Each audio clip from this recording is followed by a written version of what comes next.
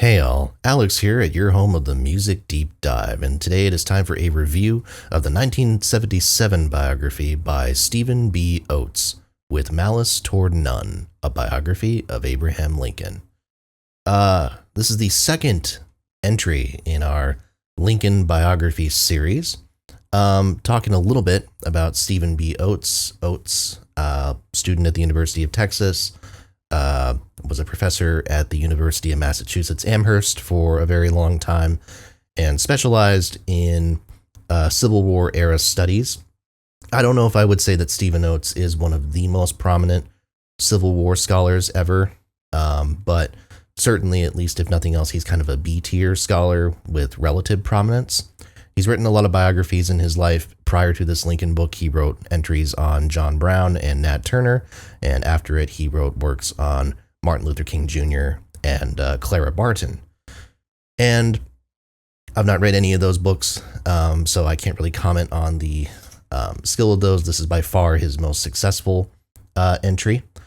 And in addition to that, Oates has also received some prominence from his appearing in the Ken Burns documentary on the Civil War. Now, Oates is not as major of a fixture in that documentary as Shelby Foote is, for instance, but he's still relatively prominent, especially in scenes when he is talking about major figures in the book, in the war, and kind of talking about their influence. Now, it's worth talking about kind of the context of this book when it came out. Prior to this book, the sort of de facto single-volume biography of Abraham Lincoln, the one that was considered the most popular, was the work by Benjamin Thomas that came out in 1952. I have not read that book yet. I'm not entirely sure if I will read it for the purposes of this project, but that book was considered the gold standard until the Stephen Oates volume came along. This was extremely successful. It was well reviewed by a large group of people, a lot of people, and it remained kind of the de facto one-volume biography by Oates, or about Lincoln, I should say, for the better part of 20 years until the David Herbert Donald book, which will be the next volume that we cover in this series. And I think a lot of the appeals of this book are fairly obvious. One of them, maybe the huge strength of it, is in its brevity. This book is a little under 500 pages, a little over 400 if you're not counting the index. And I think it wears that brevity very well for the most part. I do think it's a blessing and a curse. I think the downside is you do not get into the real sort of meat of the story as effectively as maybe you could.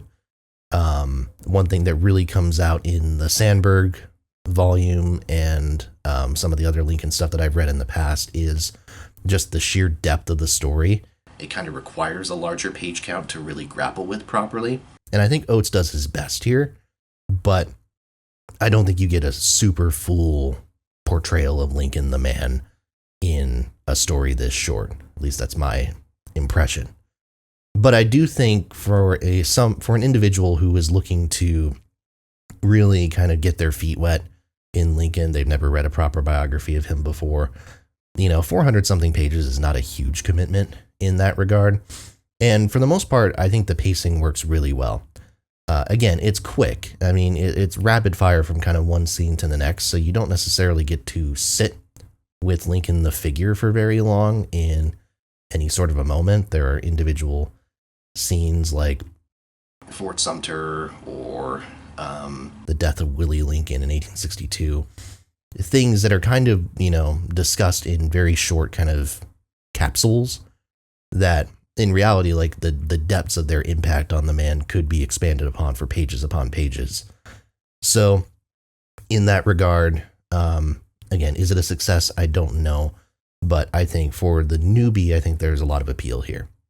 I do think Oates is a good writer. Again, he's not the prose master that a Carl Sandburg is, obviously, but I think he's very economical, very efficient, and I think that works in the book's favor, again, with its whole approach.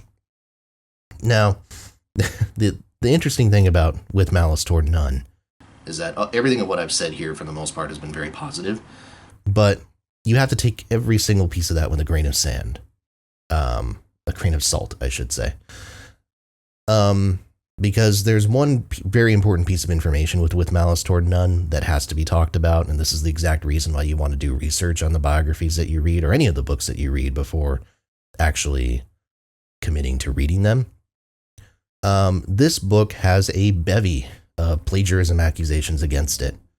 And Oates himself as a writer has plagiarism accusations against him. I'm pretty sure his Martin Luther King biography, if I'm not mistaken, also was subjected to accusations and allegations.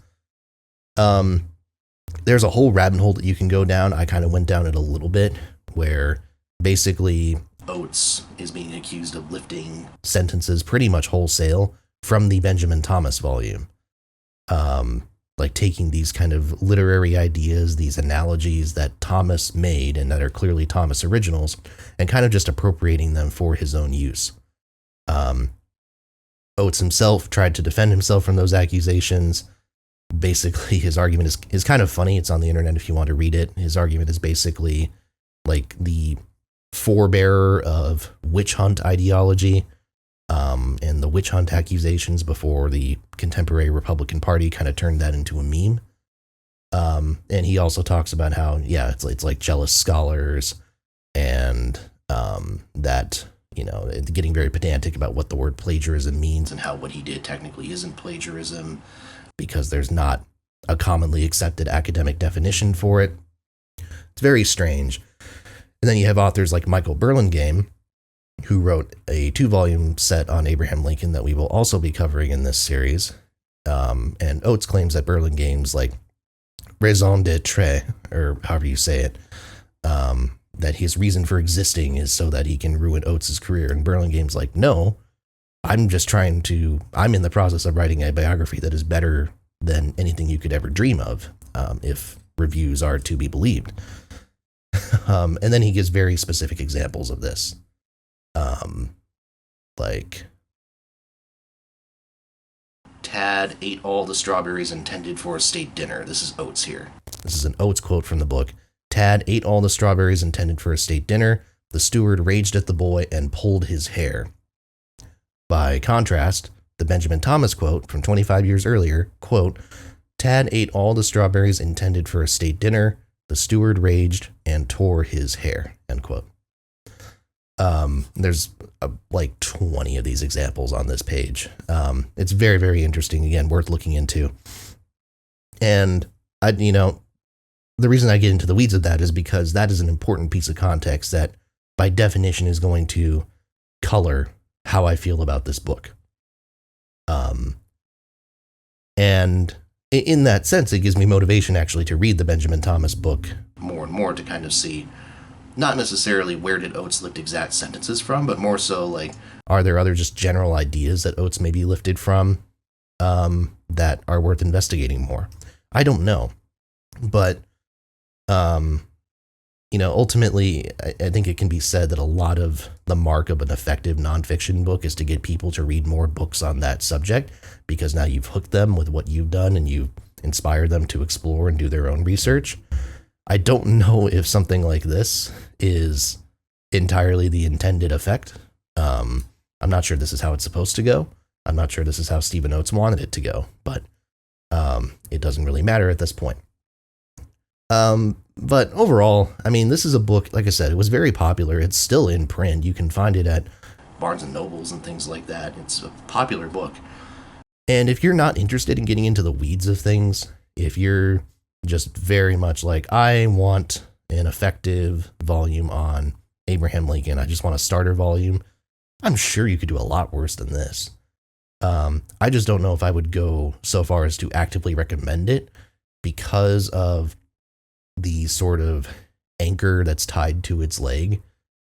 And also just, I think ultimately, if I want to recommend a Lincoln biography wholeheartedly, it needs to be something that has a little bit more meat to its bones. And this just doesn't really have that, because I don't know how you could possibly get the scope of Lincoln covered in 400 plus pages. So take it or leave it. That's just kind of my take on it. But if you do read it, I'm curious to hear, one, what you think of it, and two, if it inspires you to pick up any sort of more in-depth volumes, which again, we're going to be covering as this series goes on. With that, I want to thank you all so much for watching. Please make sure to like, comment, and subscribe. As always, more reviews are to come. Make sure to hit that bell for notifications and tell a friend as well. Thanks a lot, and I'll see you next time, right here at your home of the Music Deep Dive.